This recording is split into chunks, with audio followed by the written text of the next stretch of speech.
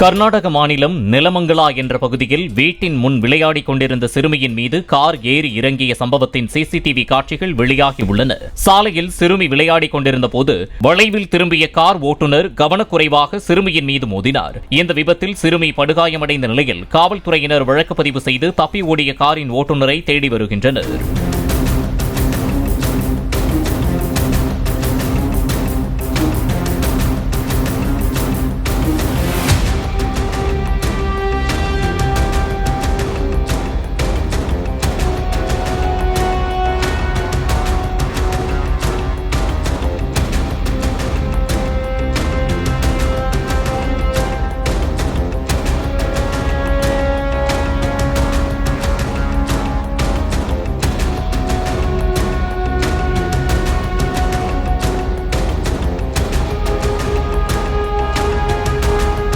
Play store மற்றும் app ஸ்டோரில் இருந்து பாலிமர் செயலியை QR கோடு மூலம் பதிவிறக்கம் செய்யுங்கள்.